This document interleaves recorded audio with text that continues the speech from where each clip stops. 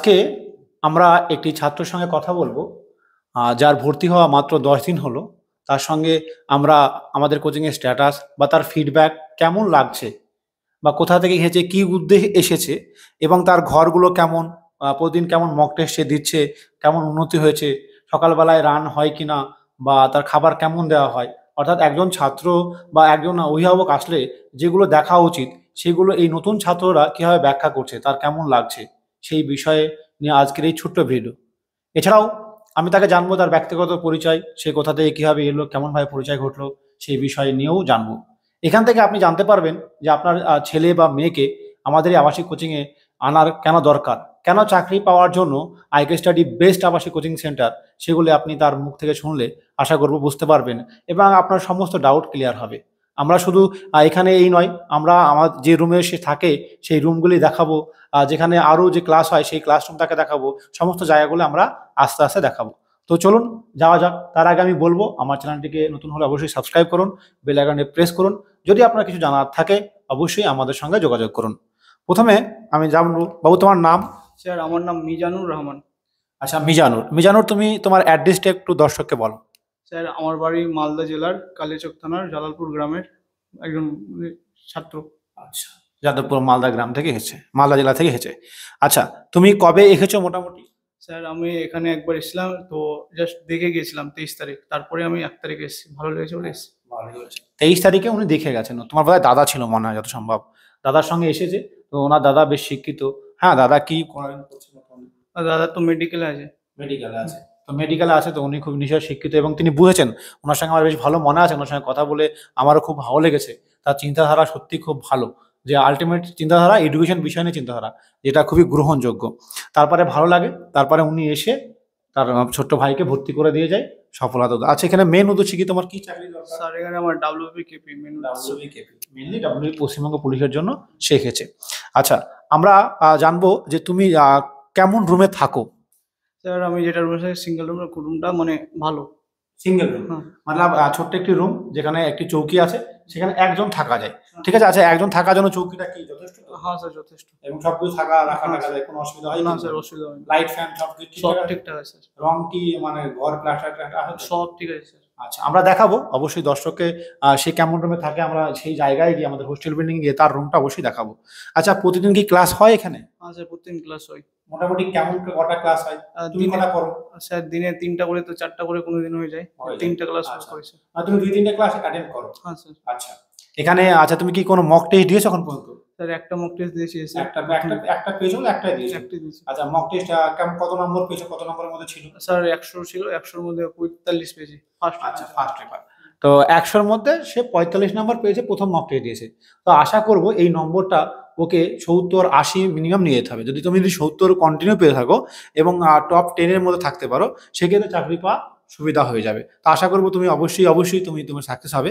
আচ্ছা, প্রতিদিন একটা সমস্যা হচ্ছে, অনেকে রান হয় না, অনেক সেন্টারে কি হয় শুধু পড়ায় কিন্তু সকালবেলায় কোনো ট্রেনার থাকে না।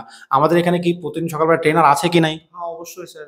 আচ্ছা, ট্রেনারের নাম কি জানো কি? তুমি নতুন জানো না? সাজ্জাদ খান। তুমি কি করেন?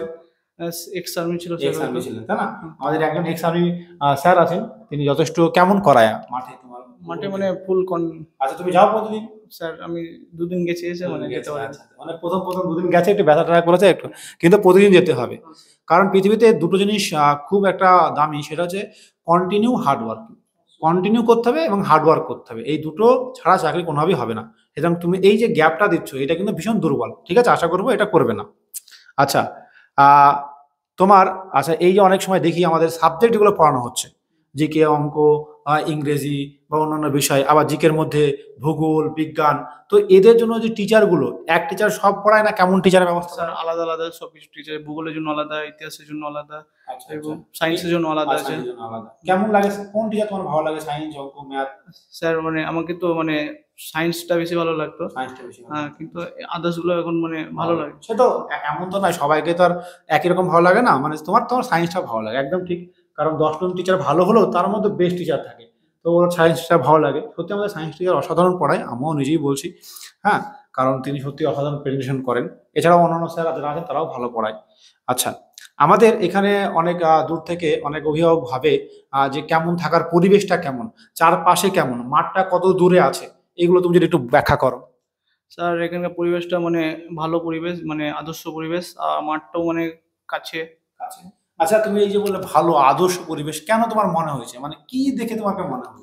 মানে একটা ছাত্রর জন্য মানে এরকম মানে প্রিপারেশন যদি, পড়াশোনার জন্য হ্যাঁ, নিরিবিলি পরিবেশ। নিরিবিলি কারণ পরিবেশ। চারিদিকে কিছু নেই, নিরিবিলি পরিবেশ।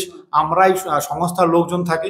এর ফলস্বরূপ একজন ছাত্র কোনো হঠাৎ করে কোথাও বেরিয়ে যেতে পারবে না, বা কোনো মানে কোনো কিছু করতে পারবে না, চেঁচামেচি করতে পারবে না, বা কোনো গাড়ি ঘোড়া এইসবের কোনো শব্দ নেই, বা কোনো ডিস্টারবেন্স নেই।